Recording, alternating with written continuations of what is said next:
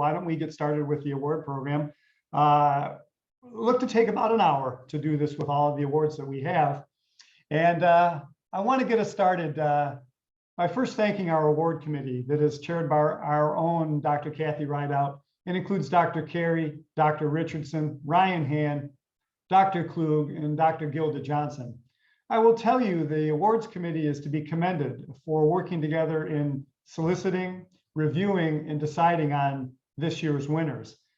As in years past, the Academy receives many, many excellent nominations, and the award committee continues to rise to the challenge that ends up making the award program truly special. So I want to give a virtual round of applause for our chair, Kathy, and the rest of the committee. Virtual round of applause. Thank you very much. Truly a special group to be a part of. Now, on to the awards. Overall, we have 7 main categories that represent 14 total awards. You see 2 categories on the slide right here. And again, this year, like last, we were flooded with phenomenal nominations. And again, want to thank the community for all of their contributions. The order for the program tonight is we'll go through the prize awards. You see we have 4 underneath that.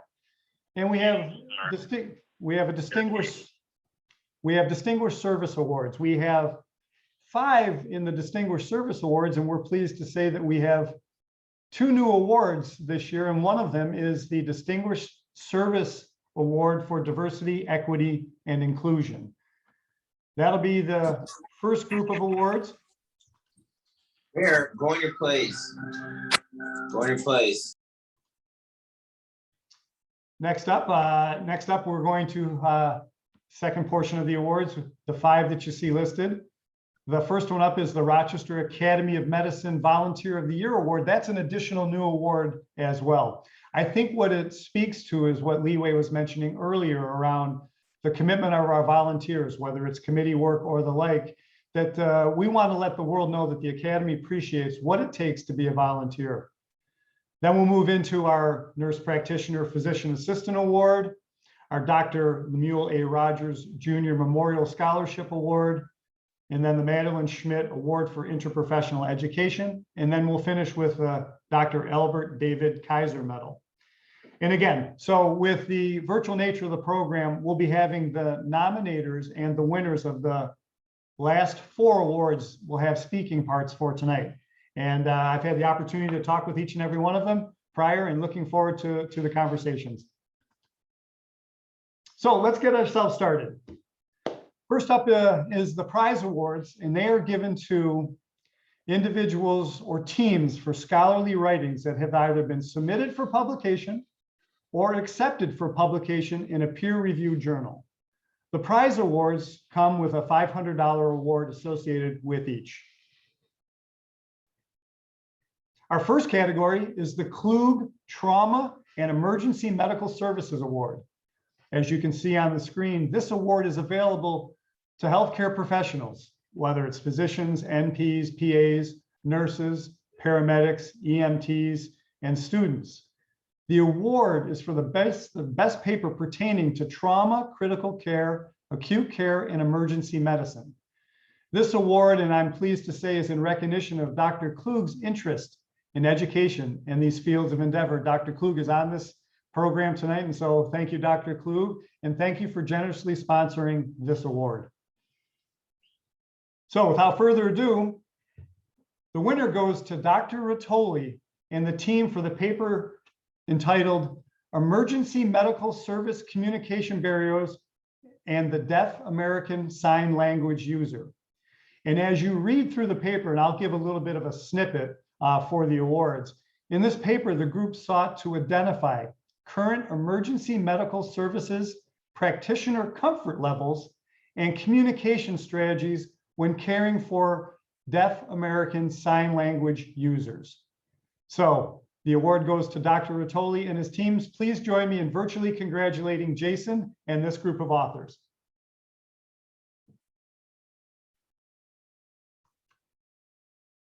Next up is the Carter and T. Franklin Geriatric Award. This award is given in honor of Carter and T. Franklin for the best paper addressing medical and social issues as they pertain to geriatric healthcare. And the winner this year is Nancy Lundberg and Dr. Annette Medina Walpole. And what they wrote about is a paper that centers on the American Geriatric Society's commitment to taking purposeful steps to address racism in healthcare, given its impact on older adults, their families, and our communities. The AGS describes the steps that it is taking to achieve its vision for a future where we are all supported by and able to contribute to communities where any form of bias and discrimination no longer impacts healthcare access, quality, and outcomes for older adults and their caregivers. Please join me in virtually congratulating Nancy and Dr. Annette Medina Walpole.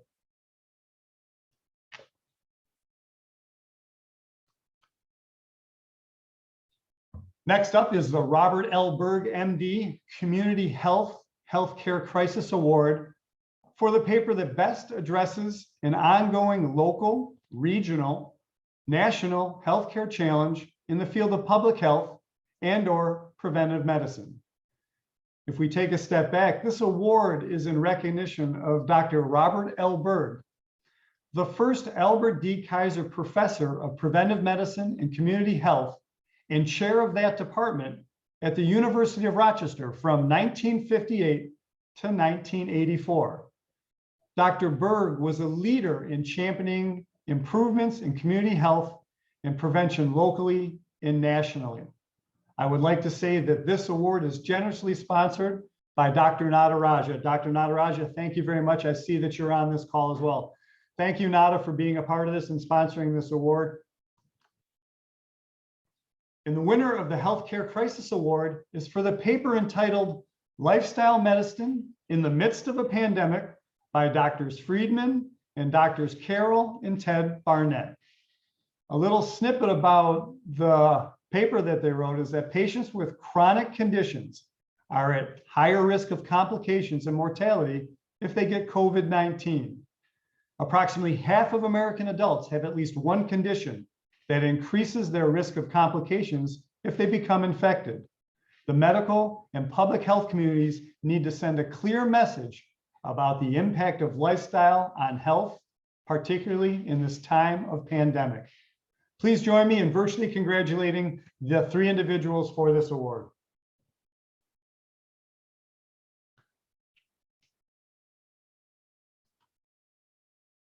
Next up is our high school award. This award is given to a high school senior who is pursuing a career in the healthcare field and best responded to the question, what do you feel is the most significant healthcare issue facing the Rochester community and why? And this high school award has been and continues to be generously supported by our own Kathy Rideout. Kathy, thank you so much. I know you're on the call today, thankfully, and thank you for sponsoring the high school award program. We certainly appreciate it. Well, this year, like last year, we had great students that submitted excellent responses that answered that question. This year, we are proud to announce that Januel Montero is the 2021 high school award winner. Jan, as he shared with me, wrote that I feel the most significant healthcare issue facing the Rochester community today is obviously the lack of health insurance. The main reason for this problem is the poverty in Rochester, which prevents people from gaining access to healthcare, including screenings, vaccines, and wellness doctor visits. Just so you know, Jan also shared with me that he wants to pursue his dream of becoming a physician, perhaps a surgeon, so he can be of help to people who need it the most. So please join me in virtually congratulating Januel for this high school award.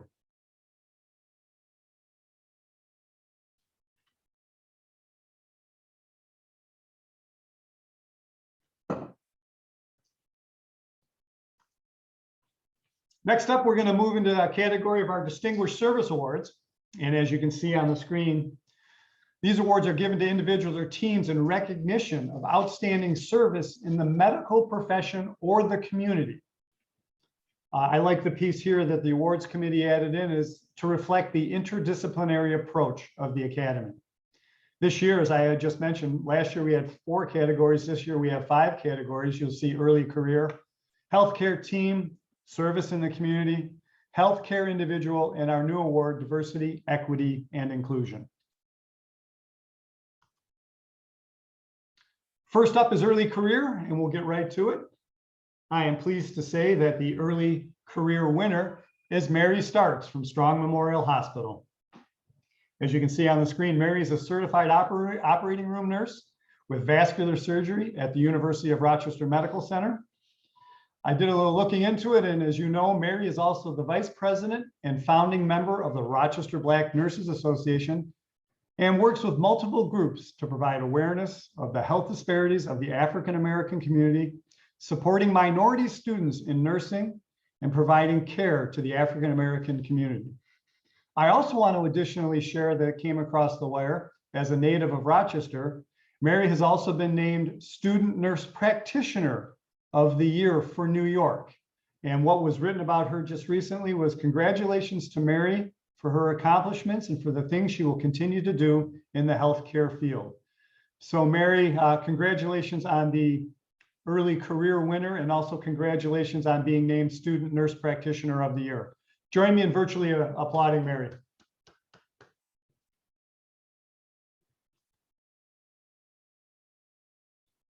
Next up is the healthcare team.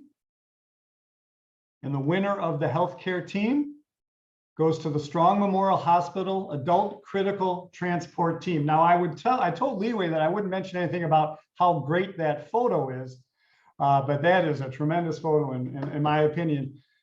What I've learned about the Adult Critical Transport Team, it's a team of highly trained critical care staff that specialize in transport of cardiogenic shock patients on mechanical circulatory support, including VA, VV, ECMO, RVAD ECMO, Impella, and IABP.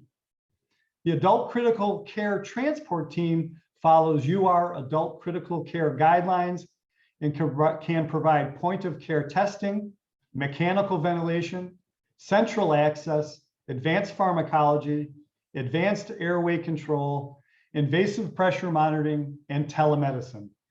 They are the 2021 Service in the Community goes to the Strong Memorial Adult Critical Transport Team. Virtual round of applause for this group.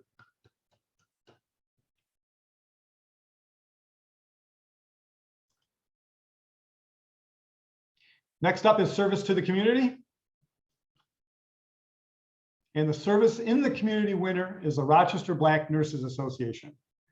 The Rochester Black Nurses Association mission is to serve as the voice for Black nurses in diverse populations, ensuring equal access to professional development, promoting educational opportunities, and improving health. Their vision is that RBNA is recognized as a voice on healthcare issues for persons of color. RBNA, the heart of the community health, bridging the gap. I especially am appreciative of the operating values of RBNA: advocacy, excellence, leadership, integrity, accountability, respect, and compassion. Please join me in virtually congratulating the Rochester Black Nurses Association and President Yvette Conyers for winning the Community Service Award for 2021.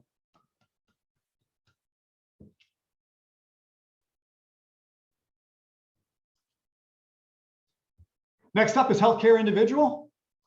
And this year, we're pleased to say that this goes to a few individuals this year. Dr. Allweiss from Rochester Regional Health, and we have a joint winner, Joan Malley and Mary Crowley from the Harbor House.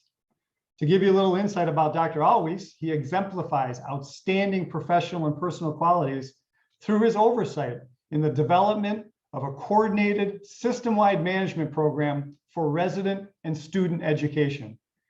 Dr. Allweiss has been pivotal in advancing the residency and educational programs at Rochester Regional Health. His work improves the level of care delivered today and lays invaluable groundwork for the rest of the residents' careers. Virtual round of applause for Dr. Always. For the Harbor House in Joan and Mary, for Joan Malley, who has since retired, she steadfastly carried out the mission of the Harbor House of Rochester. Want to share with you, that's to provide temporary lodging for families of adult critical care patients who live outside the Rochester area and are receiving care at the University of Rochester Medical Center or other area hospitals.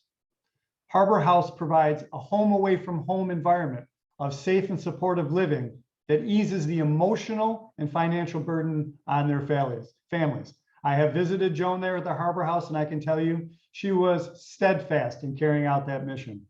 Additionally, I want to share that Mary Crowley, who is also with the Harbor House, has been there for the last 10 years and has stepped in tremendously to be the all-around house manager as the board seeks a new executive director. So on behalf of the Academy for the Healthcare Individual Winners, a round of applause for both Joan and Mary from the Harbor House of Rochester. And then congratulations to all three.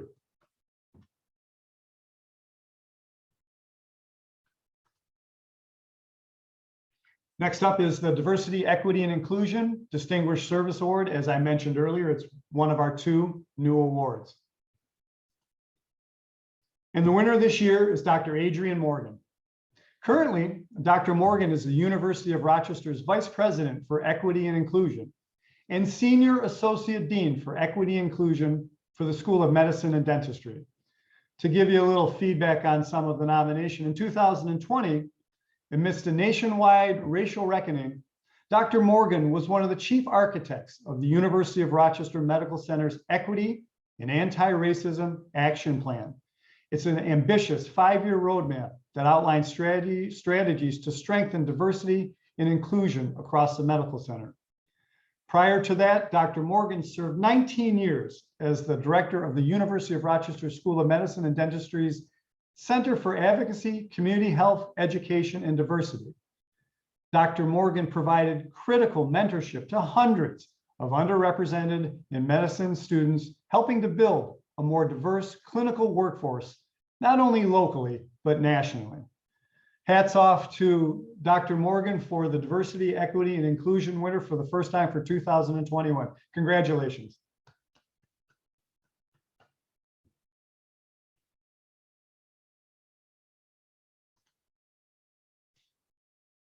Next up is our Rochester Academy of Medicine Volunteer of the Year Award. Again, this is our second of the 2 new awards for the year, and my commentary stands from earlier, which is we just want to let the world know that the Academy, as many other 501c3s, understand the value of a volunteer and recognizes how important they are to the ongoing operations on a daily basis. So we wanted to put this in place, and the awards committee was thankful, and I'm grateful to the awards committee for accepting the recommendation to add this to the award agenda. So the winners this year, we have 2 of them for our new award. The left-hand side, we have Dr. Anthony, Tony, and Norma Leone, and we also have Dr. Anthony Vincicari. Let me share with you a little insight on Tony and Norma. Tony has been involved in the leadership of the Academy, where he was a longtime member of the Board of Trustees and worked especially closely with the Executive Director from 2002 to 2012. Tony was very instrumental in the work of the Continuing Education Committee and in establishing and managing the Academy's website.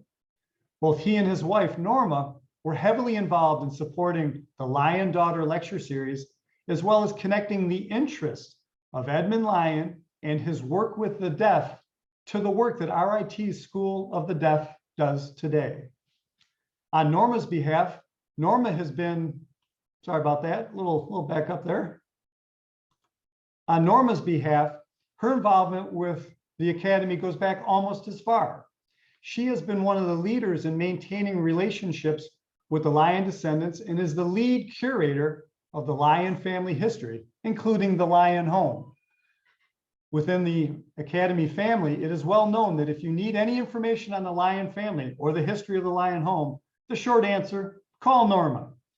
For as long as anyone can remember, Norma has led the Building and Grounds Committee, with a focus on maintaining the interior of 1441 as well as the upkeep of the grounds.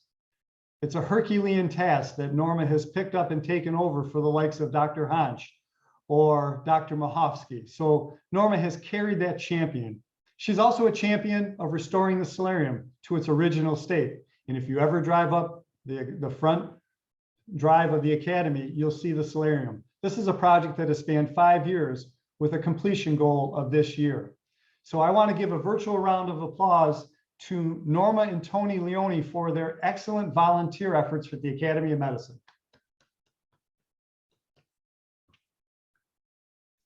The second winner for the Volunteer of the Year award is Dr. Vincicara. Dr. Vincicara couldn't be with us tonight. He sends his best. He's been a long-standing volunteer of the Academy of Medicine back to 1973 and has a tremendous amount of passion for promoting the Academy. Just to give you a list of some of the things that Dr. Vincicari was a part of, you know, he works in the PA department in Lemoyne and routinely brings those students to the Academy to talk about the Academy of Medicine, or has myself and Lori come out to talk to the PA students around interprofessionalism in the Academy of Medicine. Tony has spent time training and developing past Academy executive directors in his volunteer role. He has a leadership role in helping to shape the Academy's interprofessional education consortium that Leeway talked about earlier. I have mentioned that Tony will be the eventual leader as he takes over for Les Lang in leading that consortium. Tony also has a huge passion and willingness to assemble healthcare-related programs tied to our fundraisers, and equally as important, our overall CME efforts. His time, talent, and treasure, to steal something from Leeway, has been exemplary, and one of the reasons why he's a co-Volunteer of the Year award winner for the Academy of Medicine. So a virtual round of applause for Dr. Vincicari, Norma, and Tony.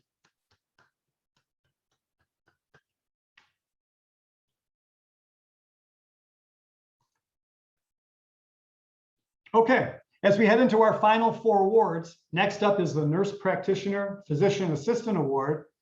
And as you can read on the screen, this award is bestowed to either a nurse practitioner or physician assistant who demonstrates at the highest level the strongest ability to work collaboratively within a healthcare team in the delivery of the highest quality, evidence-based care that is patient and family focused. This professional will be shown to have gone above and beyond to traditional service models by instituting cutting-edge practices that positively advance the effectiveness of the valuable services they provide in delivering excellent patient care. As you can see, this year we have 2 winners, and I'm going to first invite Selma Muzenovic, System VP, Advanced Practice at Rochester Regional Health, to introduce James Oliverio, and then James will say a few words. Then we'll have Kylie Bruhall come up from St. Lawrence Health System. She'll come up to the mic and she will introduce Sarah Mohadis, who will also share some comments as well. So now is the speaking portion of the program. And so Selma, I will turn it over to you. Good evening to everybody. Thank you for letting me introduce James Oliverio. He is one of 1,100 advanced practice providers within our health system. And as I've said on last year's award, it is like trying to choose your favorite child. It is almost impossible to figure out who has done the most in this terrible time. Past 18 months has been certainly very trying for our nation, for our health systems, and trying to recognize an advanced practice nurse who sort of stands out. I mean, it's or a physician assistant, it's almost an impossible task. So when we were sitting collectively to try to figure out as a team who would be the exemplary advanced practice nurse that we would nominate to the Academy of Medicine, it was a unanimous decision that we would choose Jim as our nominee. And Jim has been an advanced practice nurse for well over 18 years, and previous to that, he was a registered nurse, spent most of his career in CT surgery. As most of you know, that's a very intense kind of work environment, and he was able to navigate and bring the best care to the patients. He was a lead APP, but that service line was on call 24/7. And during the time where our health system was experiencing tremendous surge, and of course the resources were scarce, and we were trying to reimagine the healthcare and how do we best take care of the patients. And when I had an impossible task that I had to ask somebody to achieve, I asked Jim to take on a leadership role to open up a new hospital in the middle of the pandemic, which is a long-term acute care hospital that has mostly ventilated patients, and lead that big initiative that will provide this kind of level of care to, our nearest LTAC is in Pennsylvania. So Jim, of course, didn't blink an eye. He's like, bring it. So he did.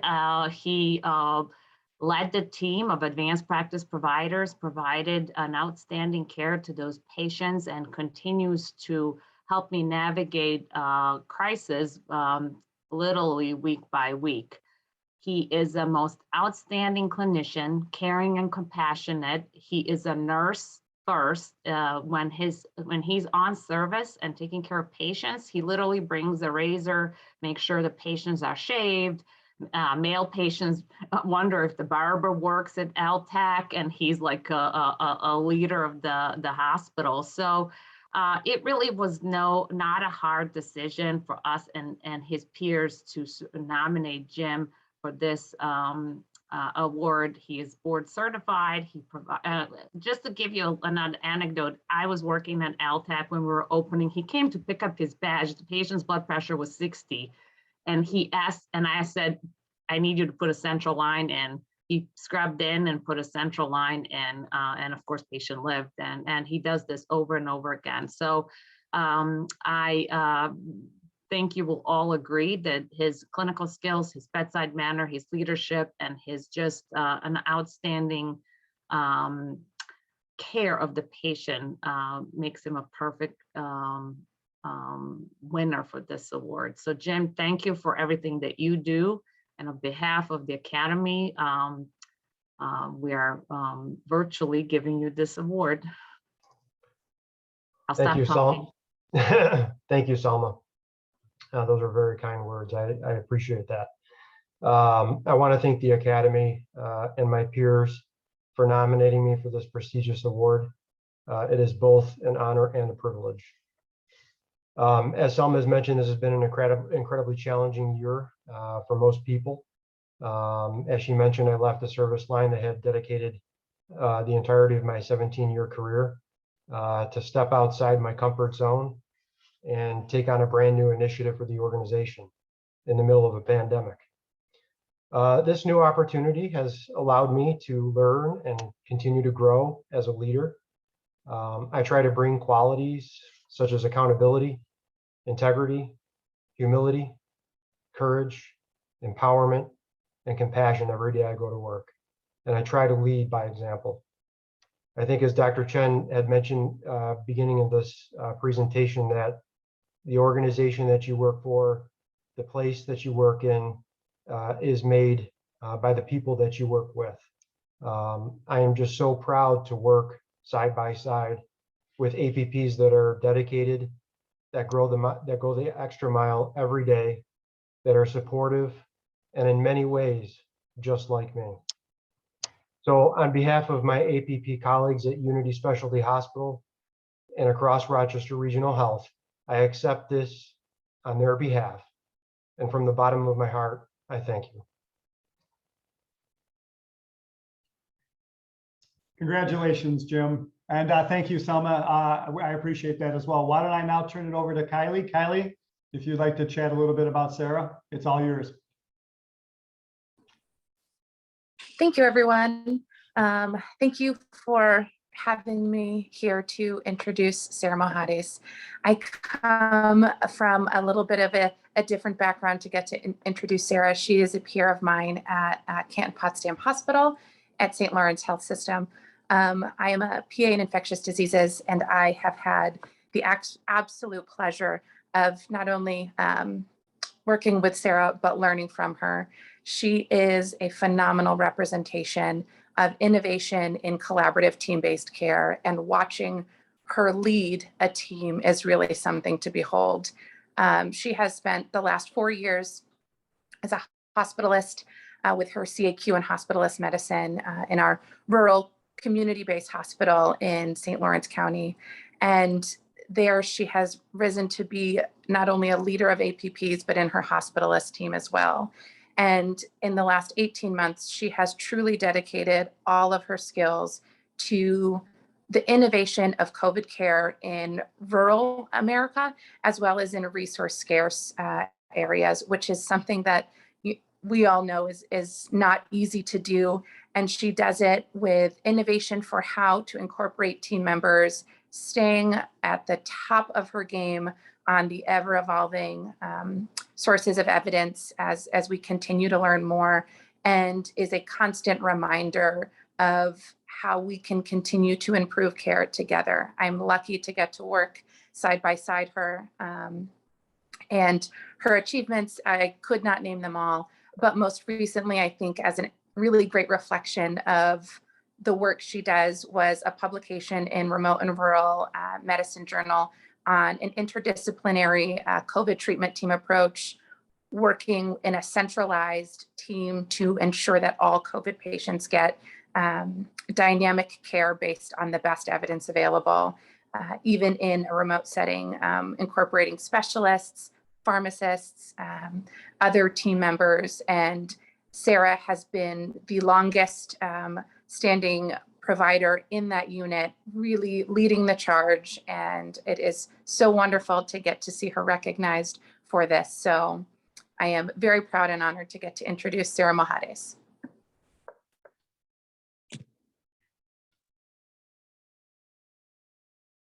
Thank you, Kylie. Sarah, are you out there? I am. There you go. Microphone's yours, Sarah. Thank you.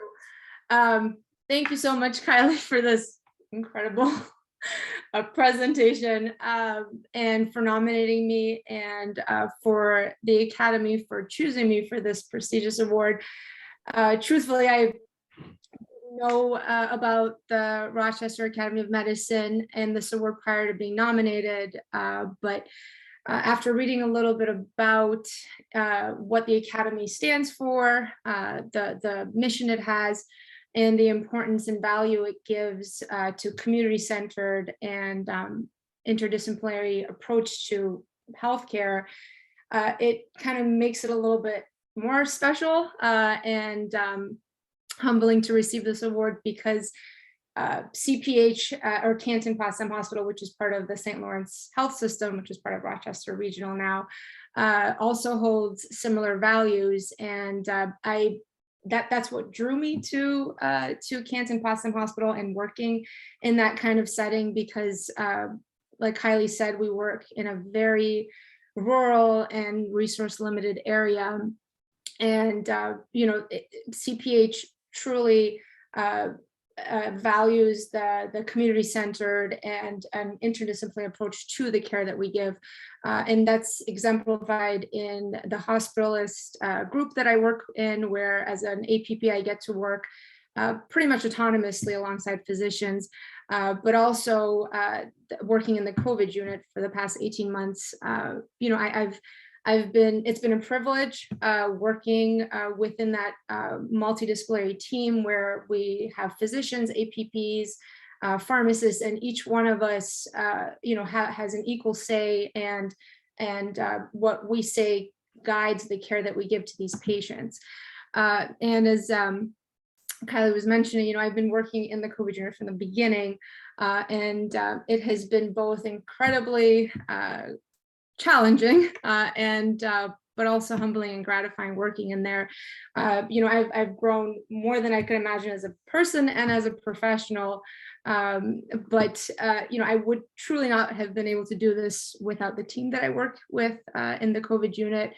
One thing that I would like to mention that, it has been a reoccurring lesson for me working in the COVID unit, is to stay humble. The patients teach me to stay humble in face of this constantly changing disease, and also the team that I work with.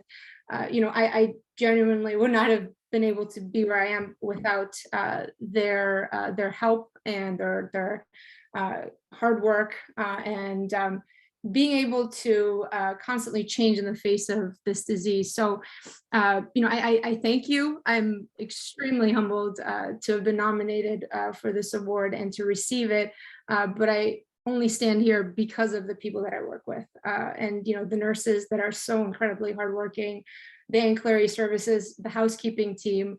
I am so proud to work at CPH. I'm so proud of what we have been able to do with the limited resources we have. And I am so humbled that you guys have noticed that our small hospital has been able to do this. So I thank you on behalf of myself and the team that I work with. Thank you. Virtual round of applause. Congratulations, Sarah. Congratulations, James. Nicely done.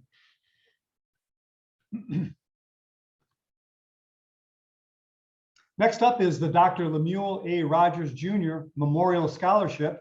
And I'd like to invite Dr. Christopher Richardson to come to the mic to chat a little bit about Dr. Rogers and the scholarship. Chris? Good evening, everyone. So 2021 marks the 6th annual Dr. Lemuel Rogers Jr. Memorial Scholarship. This year's winner is Miss Amudan Mancho. Dr. Lemuel A. Rogers Jr. Memorial Scholarship is awarded to a 4th-year medical student from the University of Rochester. It is a $1,000 award sponsored by the Rochester Academy of Medicine, the Black Physicians Network of Greater Rochester, and the Theta Omicron chapter of the Omega Psi Phi Fraternity Incorporated, of which Dr. Rogers has been a member of the Omega chapter since the time of his passing. Eligibility criteria for the award are the student's CV, the academic record, an essay, letters of recommendation, commitment to service, and being African American. Dr. Rogers was born in Norristown, Pennsylvania in 1933. He attended Lincoln University in Pennsylvania. He stopped his education midway, and he served in the U.S. Army during the Korean conflict. He then concluded his bachelor's degree at Franklin and Marshall College in Pennsylvania. He attended Howard University Medical School. He completed an internship at the NIH, and then an OB/GYN residency at Philadelphia General Hospital. He then practiced in Rochester, New York for over 30 years in the 19th Ward, where he delivered more than 5,000 babies, including a set of quadruplets. He owned a medical office building and a private practice with Dr. James O. Robertson, both the first in Rochester for Black physicians. He had privileges at Highland as well as St. Mary's hospitals. Though he was not always welcome at the Rochester Academy of Medicine due to the color of his skin, his likeness now hangs upon one of the Academy's walls. At this time, Dr. Adrian Morgan will present the award. Thank you. Thank you, Dr. Christensen. Good evening. It is my pleasure to introduce Amanda Macho as the recipient of the Dr. Lemuel A. Rogers Jr. Memorial Scholarship. It has been my pleasure to observe, work, and mentor Amanda over the past 9 years, and it is based upon my interactions with her that I offer her my highest praise and support. Amanda stands out among the medical student body with whom I work. She is deeply committed to community-based social justice work and has managed to prioritize this while excelling in an already weighty medical school workload. Amidst bustling medical school and clinical responsibilities, her outstanding curricular endeavors have demanded flexibility, creativity, and passion. Amanda has risen beautifully to the challenge. Her focus on gender, ethnic, and racial justice is a common thread throughout. From her leadership in the Student National Medical Association, her courage in a global health setting, and her mentorship of aspiring high school and undergraduate students interested in the health professions. She has also worked diligently to increase the diversity pool of students historically underrepresented in medicine. Amundam has a deep sense of social justice and consistently emanates throughout her work. She is someone who not only feels passionately about these issues, she acts passionately to enact change. Doing this while a high-achieving medical student is no easy task, but Amundam has found a way to leave a positive imprint in every activity in which she participates. I believe she is most deserving of this award because she embodies the qualities that Dr. Rogers was known for during his lifetime, qualities such as compassion, determination, and courage. In all her experiences, Amundam has a remarkably courageous voice that is informed, collaborative, and collegial. During her career, I have no doubt that she will build bridges of understanding while reinforcing those that lift us all. Congratulations, Amundam.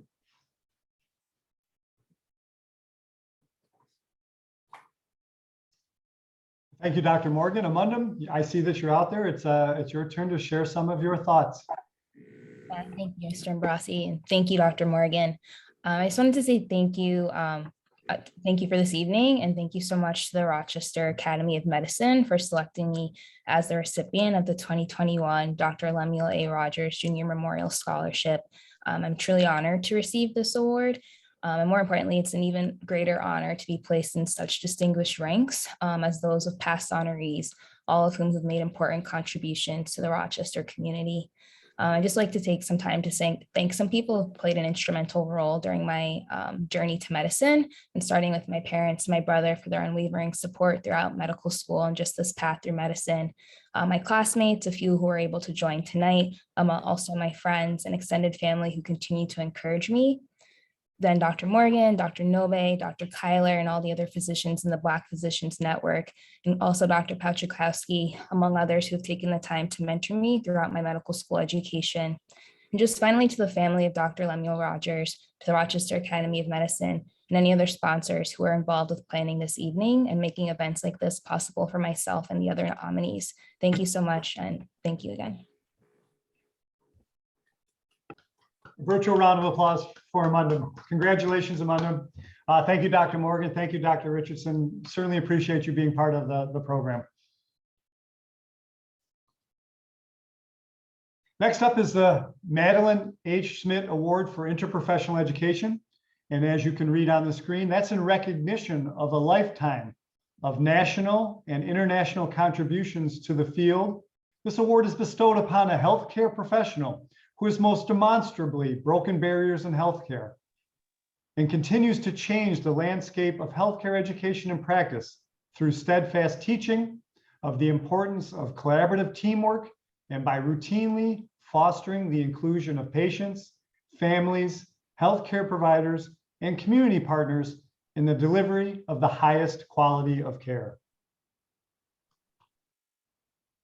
This year's winner of the Madeline H. Schmidt Award for Interprofessional Education is Dr. Julie Albright Gottfried from the University of Rochester School of Nursing. And it is my pleasure to bring up Dean Kathy Rideout to share some thoughts about Dr. Gottfried. Kathy?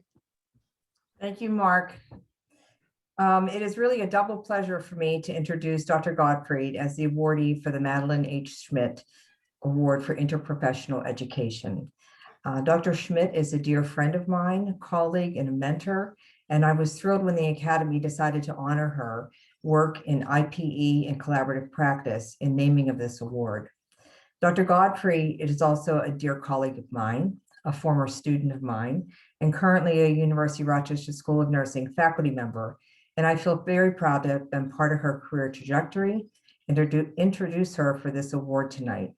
As you can imagine, I needed to recuse myself from the voting of this award because of my relationship with Julie and as chairing of the awards committee.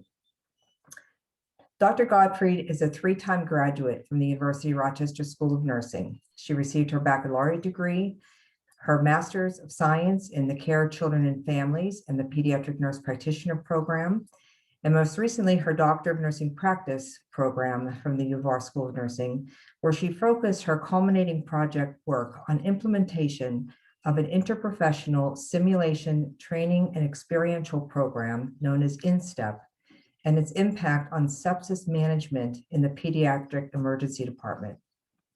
This is a critical healthcare issue that absolutely requires an interprofessional approach to ensure successful outcomes in sepsis care. Dr. Gottfried has presented her work and other IPE initiatives nationally and internationally. She has served on a National Expert Advisory Committee on improving pediatric sepsis outcomes and has published several articles along with her interprofessional colleagues. Dr. Gottfried's nomination materials for this award included letters of support from her colleagues at the Golisano Children's Hospital, from Rochester Regional Health System, Highland Hospital, and St. Joseph's Children's Hospital, and included letters of support from a social worker, a child life specialist, registered nurses, advanced practice colleagues, nurse practitioners, and physician's assistants, the fellowship director for the Pediatric Gastroenterology and Nutrition Service, the medical director for the Golisano Children's Hospital Pediatric Hospital Medicine Service, the Golisano Children's Hospital Chief Quality Officer, and the pediatric chief resident. There were actually 20 pages of support letters, and I think that's a statement in and of itself. Their final summary statement in their culminating letter, I think, says it all, and I quote, "Thank you for your consideration of this truly gifted interprofessional education leader who breaks down silos and unites our patient care and scholarly teams on a daily basis. We think that this award was written just for her." End of quote. It is my honor to present the Madeline Schmidt Award for Interprofessional Education to Dr. Julie Albright Gottfried.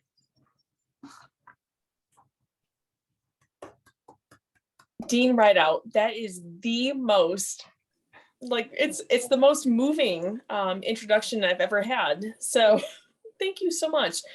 First and foremost, I want to thank the Rochester Academy of Medicine. This is an amazing opportunity to be able to talk about the work that I've done in the community. And it's just an incredible, incredible pleasure. And then Dr. Schmidt. So I have to relay a story about Maddie. So I was working on my doctoral project, and I reached a point where I needed some help in interpreting the World Health Organization model for interprofessional education. And then Maddie came about, and I was able to reach out to her, and she said, "Of course I can talk about this." So Maddie Schmidt is amazing, and I am so grateful for her. I also am extremely grateful for Dr. Jan Schrieffer.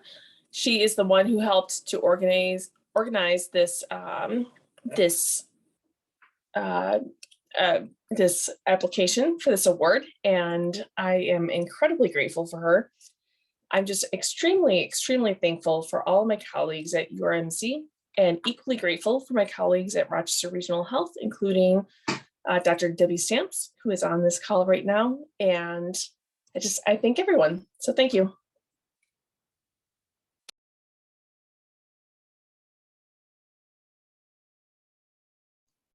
Congratulations, Julie, well earned. And Kathy, thank you very much for joining and introducing Julie. So congratulations, Julie, well done.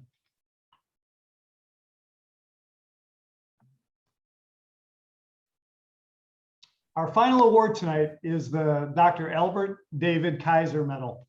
And I would now like to turn this back over to Dr. Li Wei Chen, who will talk briefly about the Kaiser Award. Li Wei? Sure. Thank you, Mark. So the Dr. Albert David Kaiser Medal is awarded to one physician who exemplifies outstanding professional and personal qualities and lifetime service in areas of medicine, public health, or community welfare. The award represents recognition of lifetime achievements of national and/or international contributions to medicine. So before I announce the winner, I'm going to say a few words about Dr. Kaiser. He truly was a worthy person to name this award after, and as the highest award the Academy of Medicine has. Dr. Kaiser was born in Rochester in 1887. Albert David Kaiser earned his bachelor's degree from the University of Rochester in 1909. And then following medical school, he returned to Rochester to begin his dedicated affiliation with the field of medicine, particularly in the area of public health. Dr. Kaiser was the chief of pediatrics at Rochester General Hospital and a professor at the University of Rochester Medical School. During his many travels around the world, Dr. Kaiser regularly conducted free local clinics for ill children. He was a recipient of numerous awards. He was also the City of Rochester's health officer from 1945 to 1955. He was president of the Academy, the Rochester Academy of Medicine in 1938,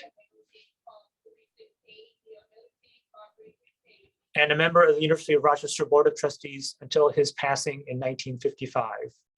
Dr. Kaiser embodied his idealism as a humanitarian and his faith in the high purpose of life.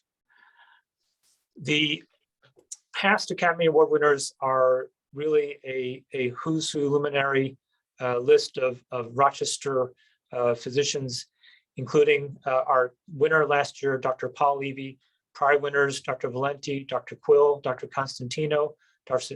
Chacon, Dr. Chesson, Dr. McIntyre, Dr. Brown, Dr. Rabinowitz, Dr. Bonani, Dr. Burke, Dr. Kandemi, and many, many more, some who are in attendance tonight, and we're thankful for them being here. So this year's award winner is Dr. Sydney Sobel, who I really am pleased to have as a friend. To say a few words about Dr. Sobel is Mr. John Galati. And I'll just introduce Mr. Galati briefly here. Mr. Galati has a long history in healthcare administration and experience in hospitals and nursing homes.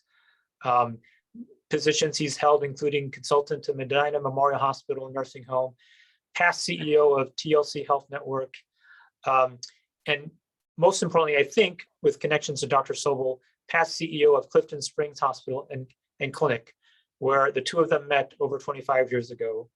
A licensed New York State Nursing Home Administrator, Mr. Galati resides in Pittsburgh with his wife, Linda, married 51 years, grown children and grandchildren.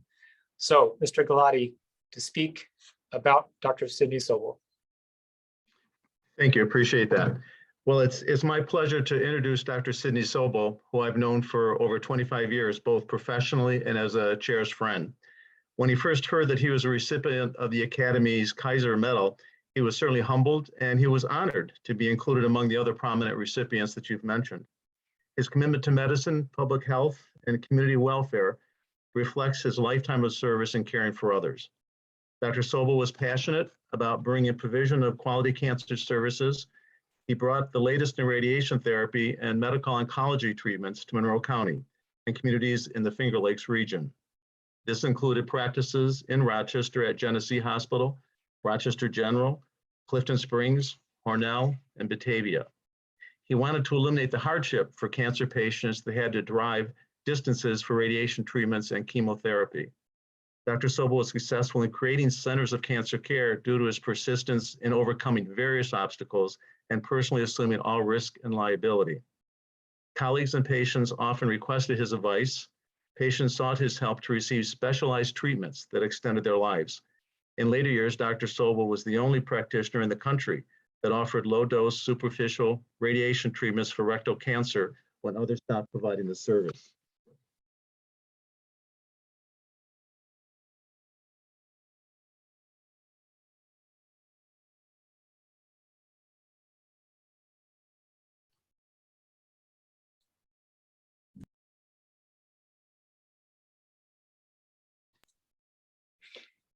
Lee Ray, looks like John froze up a little bit there. Yeah, I think so. John, if you can hear us, could you try muting and unmuting again?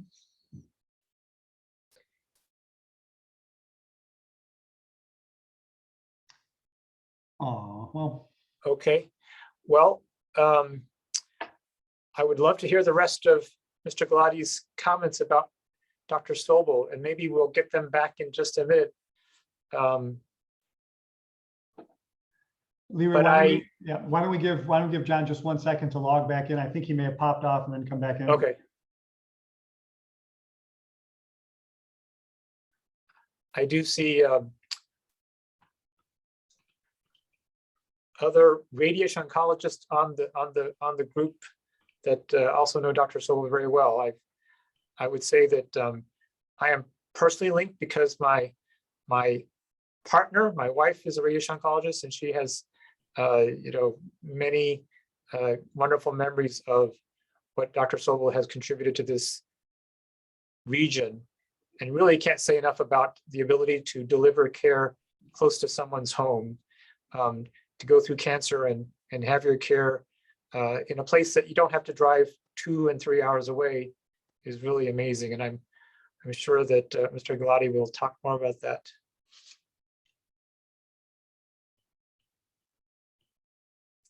It isn't a Zoom meeting if you don't have at least one technical difficulty.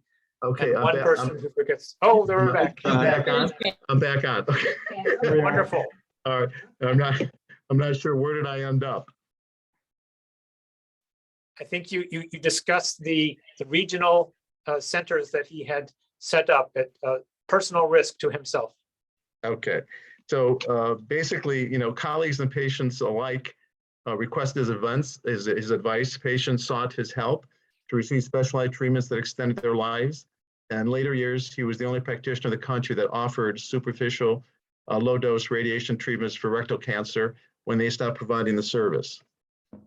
Dr. Sobel always was an advocate of a team approach involving patients, family members, physicians, practitioners, and staff in making decisions regarding their treatment. Throughout his 60-year career, patients and families alike benefited from his caring and his compassion. He improved their quality of life. And today, Dr. Sobel serves on the boards of area hospitals, community organizations, and has supported many charities. In addition to direct patient care, Dr. Sobel was committed to community education that benefited cancer patients and their families. He personally sponsored many community symposiums, cancer awareness educational programs, fundraising events, established regional advisory committees, tumor conferences, and the Academy's Ethic Consortium. It's a pleasure to introduce Dr. Sobel to you for all of his work that he has done. He also supported many professional development and founded UNISTRO, which is the region subchapter of the American Society for Radiation Oncology. Dr. Sobel personally established a scholarship fund at the University of Rochester Medical Center, which continues to provide tuition for the training of students in radiation therapy technology. Recently, Dr. Sobel and his wife, Barbara, endowed a professorship in radiation oncology at the Wilmot Cancer Institute at the University of Rochester Medical Center.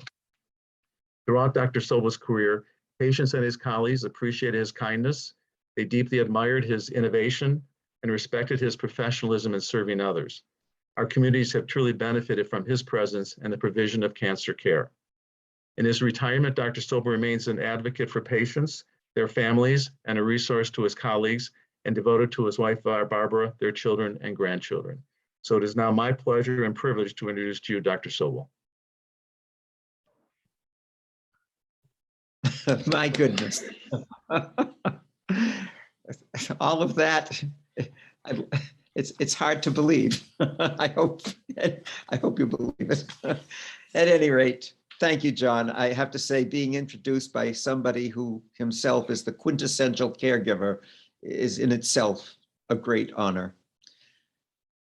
It's wonderful to have my wife, Barbara, here by my side. Incidentally, if you look on the screen, you'll see Barbara Sobel under my picture. It's really Sid. It's wonderful to have Barbara by my side and my children, grandchildren, family, friends, colleagues on the Zoom. In receiving the Kaiser Medal, I'd like to share with you some of my thoughts and observations about my undertakings over the years past. I began my medical career as a surgeon, and during my training, I quickly appreciated the trust that patients place in their doctor, a tremendous responsibility and privilege. That trust pertains not just to the doctor-patient relationship, but to all of us in healthcare as we interact with those we serve. That trust is precious and should be treasured.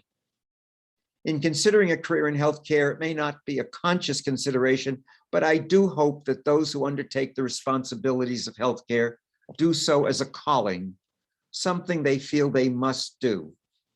You have been told of my work in developing rural cancer centers. One of my mentors would say, take the credit whenever you can get it. But I will tell you that the success of these centers was the result of a collaborative effort of a host of caregivers and planners, including hospitals and community services. Indeed, in this and in all of my endeavors, I've had the good fortune of having wonderful people working with me rather than for me. And I believe that that has made a difference. All three of these rural cancer centers continue, two under the management of the University of Rochester and one in the Rochester Regional Health System, a legacy that is ever so fulfilling. It's especially pleasing to me that some of the staff recruited decades ago continue to serve in these facilities. Over the years, I have observed that when the staff in an office care for each other, not just as a team, but more like a family, that culture of caring carries over to the patients. It gave me great pleasure that that culture developed in each of the rural centers. And indeed, the patients cared for in these centers have benefited. A significant part of the programs of these centers has been cancer education, open to all engaged in healthcare. These programs, which continue today, provide the opportunity for both learning and decision-making and help raise the standard of care, often leading to earlier diagnosis, earlier referral, and better outcomes. I've also been given the privilege of serving the medical and lay communities on the boards of several not-for-profit organizations, some dedicated to healthcare and others to the arts, organizations that do so much to enhance the quality of life in this region. And let me tell you about one not-for-profit organization in particular, and that is this very Rochester Academy of Medicine. I know that Dr. Aliwe gave us some insight into that, and perhaps I'm going to be a little bit repetitive, but I want to tell you that when I joined the Academy in the 1970s, only those with the MD degree could be members. Since then, the Academy has broadened its policy, as you heard, to include all healthcare professionals. And in so doing, the Academy now has a much greater representation and impact in healthcare in our region. I served on the board of trustees of the Academy for several intervals, and in 1998 was elected its president. I saw the Academy add the atrium and the elevator that brought it into compliance with the Americans with Disabilities Act.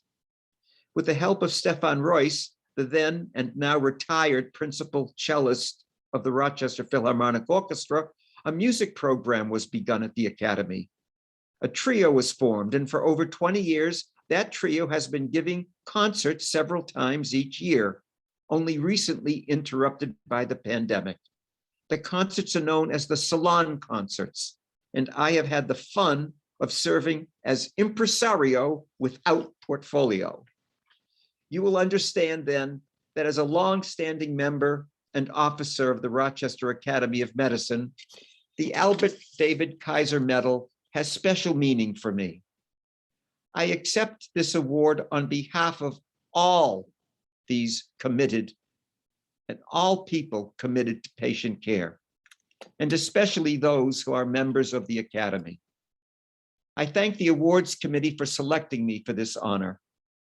I want to recognize Mark Ambrosi, the Academy's executive director, and Laurie Militello, the director of CME and programs. Over the past few years, they have injected new life into the Academy. Thank you, Mark. Thank you, Laurie. And congratulations to all the honorees this evening.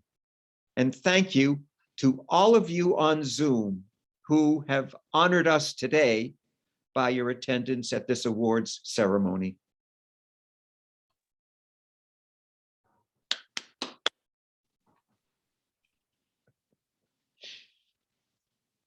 Thank you, Sid. And we have another special speaker that would like to talk about a special proclamation. We're very happy to have the Brighton Town Supervisor, William M. Mole, who will be making an announcement.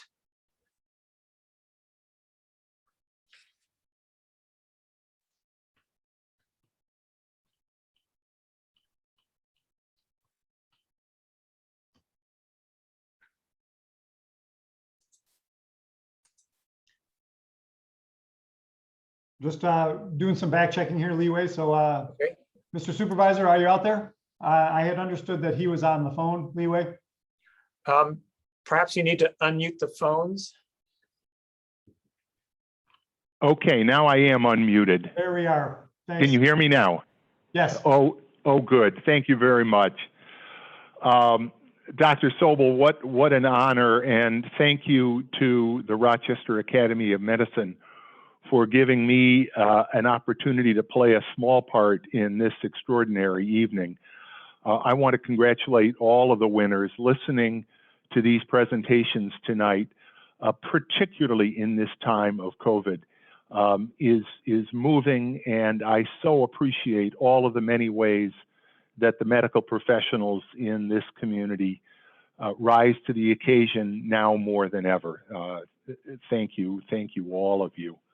The Kaiser Medal, the description, outstanding professional and personal qualities and lifetime service in areas of medicine, public health, and/or community welfare. And clearly in Dr. Sobel's case, it is and community welfare. I do have a proclamation that I would like to read tonight.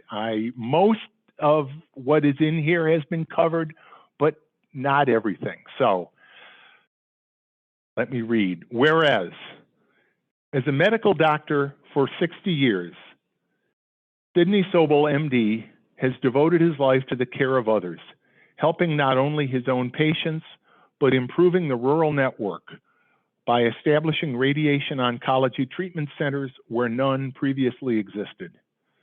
And whereas a graduate of Harvard University and the Albert Einstein College of Medicine, Dr. Sidney Sobel has long been active with the Rochester Academy of Medicine, serving as president, helping plan the centennial celebration in 2000, organizing the Salon Concert Series, establishing the Ethics Consortium, and always cultivating collegiality, sharing knowledge, and collaborating with others. And whereas Dr. Sobel is truly charitable in every sense of the word, from the creation of a charitable fund under the Rochester Area Community Foundation to establish the Dr. Sidney H. and Barbara L. Sobel Professorship in Radiation Oncology at the Wilmot Cancer Institute of the University of Rochester Medical Center, to his availability to doctors in training. And whereas one of Dr. Sobel's most notable acts of kindness and charity was the commissioning of a symphonic poem based on the Dr. Seuss classic story. And I will say, as Dr. Sobel knows, it is one of my very favorites, The Sneetches, to help eradicate bullying and racism. And whereas a mentor to many, Dr. Sobel is greatly admired by his peers, and his laudable work in medicine and the community make him a most deserving recipient of the Academy of Medicine's prestigious Dr. Albert David Kaiser Medal. Now therefore be it proclaimed that I, William W. Maley, Brighton Town Supervisor, do hereby declare October 19th, 2021 to be Dr. Sidney Sobel Day in the town of Brighton, and congratulate Dr. Sobel on this richly deserved award. And this proclamation is signed, and I'm sorry again, unfortunately, we did have a technical glitch, so I'm only on the phone. I don't know if you're able to, if it's being screen shared or not, but this proclamation is signed this 19th day of October in the year 2021 by myself, William W. Maley, as Brighton Town Supervisor. Dr. Sobel, congratulations. Barbara, I know the incredible role that you have played as Sid's partner, and this truly is your day. Congratulations. Thank you very much, Bill. I must say, if you want to talk about humble, I am humbled over and over again. Thank you, thank you. And thank you to everybody. My pleasure. Thank you, Mr. Maley, and congratulations again, Sid. Thank you. So that brings a close to the 2021 awards program. And on behalf of the Academy and the trustees, we congratulate all the nominees and all the winners. And I think that all of you on this event could tell, we should be so proud of the richness of the community of healthcare and community providers and interested individuals that we have. And every year I leave this so inspired to do more and grow myself. So thank you and congratulations to everyone. Just to end, I will say just a few words that we do have our virtual fundraiser coming up November 11th through 15th, our third annual Modernizing to Preserve, and much more to follow about that. And I hope all of you will join in supporting the week-long event, which will be multiple things that you will be excited to hear about more in the coming days. And finally, those of you who are members of the Academy, thank you. Those who are not members, we welcome you to join us. And technology is wonderful. There's a QR code there. You can hold your camera phone right up to it and it takes you to a link. Or you can go to www.raom.org. So, can't not have a little plug there, but after this wonderful night, I hope more of you will join the Academy and help us to continue our great efforts, honoring the wonderful individuals tonight and other things that we do through the rest of the year. So thank you very much. And we will close the ceremony.